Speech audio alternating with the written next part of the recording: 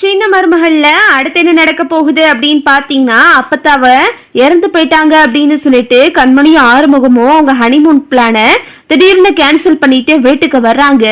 வீட்டுக்கு வந்துட்டு கண்மணி அழுதுகிட்டே உள்ள வர்றாங்க. உள்ள வந்து பார்த்தா அப்பத்தா நடு வீட்டுல வெத்தலை அடிச்சுக்கிட்டு உட்கார்ந்துருக்காங்க. இத பாத்துட்டு கண்மணி ஷாக் ஆயிருது. ஐயோ என்னங்க, அம்மாச்சி இறந்து போயிட்டு தான் சொன்னாங்க, ஆனா அம்மாச்சி நடு வீட்டுல உட்கார்ந்துருக்காங்க, என்ன இதுன்னு கேட்போம் வாங்க அப்படின்னு சொல்லிட்டு ஆறுமுகமும் கண்மணியும் வந்துடுறாங்க. அப்பதான் உனக்கு என்ன பத்தாச்சு, அம்மாச்சி நீங்க இறந்துட்டு தான் சொன்னாங்க அப்படின்னு ஆறுமுகம் கேக்குறாரு. ஏண்டா எதுக்கு நீங்க இப்ப இவ்வளவு சீக்கிரம் வந்தீங்க என்னைய தேடிக்கிட்டு, நீங்க கூட 2 நாள் இருந்துட்டு வர வேண்டியதானே அப்படின்னு அப்பத்தா சொல்லவும், அது அப்பத்தா நீ இறந்துட்டு தான் சொன்னாங்க, அப்புறம் எப்படி நாங்க அங்க இருக்க முடியும், உன்னை பார்க்காம என்னால இருக்க முடியல அப்பத்தா அப்படின்னு கண்மணி அழுக ஆரம்பிச்சிடுறாங்க. அடியே எனக்கு ஒன்னும் இல்லடி, நான் நல்லா இருக்கேன், அந்த தமிழ்ச்செல்வியும் சேதுவையும் சேர்த்து வைக்கணும் அப்படின்னு சொல்லிட்டு தான் நான் அப்படியெல்லாம் பண்ணேன், எல்லாத்தையும் ஒரு கலக்கிட்டேன் பாத்துக்க. எல்லாரும் அப்படியே நம்பிட்டு தமிழையும் சேதுவையும் சேர்த்து வைக்கிறதுக்கு வரைக்கும் போயிட்டாங்க. இப்போ தமிழும் சேதுவும் ஒன்னா வாழ்றேன் அப்படின்னு சொல்லிட்டு உறுதிமொழியெல்லாம் எடுத்துட்டு திரும்பவும் தமிழ் வீட்டுக்குள்ள வந்துட்டா அப்படின்னு அப்பத்தா கண்மணி கிட்ட சொல்லிக்கிட்டு இருக்காங்க. இத கேட்டுட்டு கண்மணி ரொம்ப சந்தோஷப்படுறாங்க, ஆறுமுகமும் சந்தோஷப்படுறாரு. அதுக்கு ஏன் அம்மாச்சி இப்படி பண்ணீங்க, எல்லாரும் பயந்துட்டாங்க பாத்தீங்களா அப்படின்னு ஆறுமுகம் கேட்டுக்கிட்டு இருக்காரு. கரெக்டா அங்கிட்ட ராஜாங்க வர்றாரு.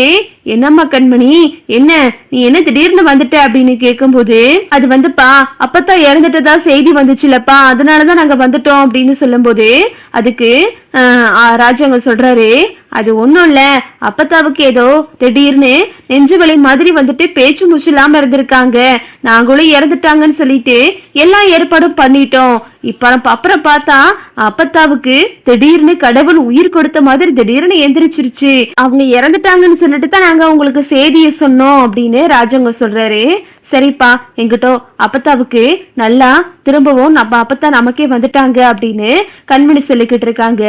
சரி கண்மணி, நீ மேல போயிட்டு ரெஸ்ட் எடு, குளிச்சுட்டு வாங்க சாப்பிடுவோம் அப்படின்னு சொல்லிட்டு கண்மணி கிட்ட ராஜாங்க சொல்றாரு.